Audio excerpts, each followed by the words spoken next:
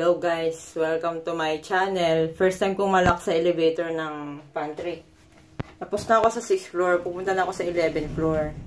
Bali itong big elevator, hindi ko mabuksan, pawis na ako. Ayan. And paano mabubuksan yung pintuan? Oo, nandito. Okay pa naman ako. Ang init lang. Oo.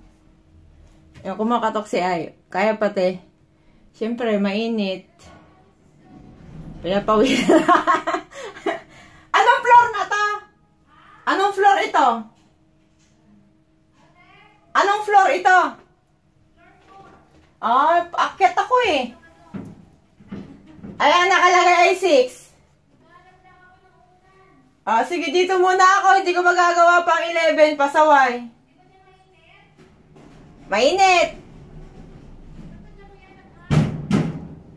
Ah? Hindi ko alam eh. Mayroon muna. Tutulog na lang ako dito.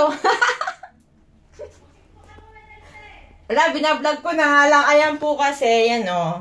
Pag emergency, nalak, pindutin daw yung button. Ayan yan, maingay niya. Tik. Ngayon, nag-message ako sa group namin na nalak ako. Nag-respond si Ay. Oh. Sabi ko, call ka bala para mabuksan yung elevator. Kasi nahirapan akong huminga. Pero nakakahinga pa naman. Diba? Tapos nag-message si Erlinda, need help. Hamsa. Hindi ko muna ito ibababa hanggat hindi nila ako tatapos i-rescue. Ano kayang gagawin ko? Parang ano ito eh, sa Mission Impossible.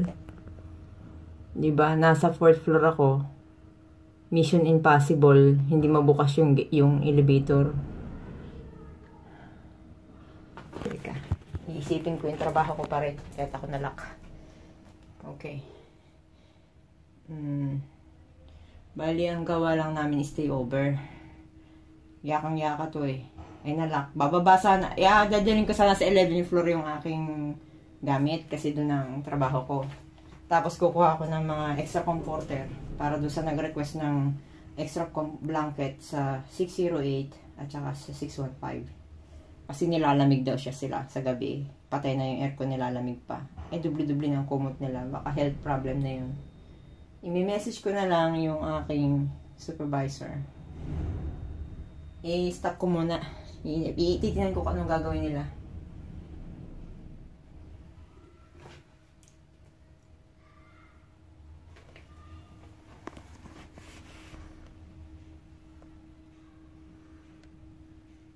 Pause. Pause muna. Stop na.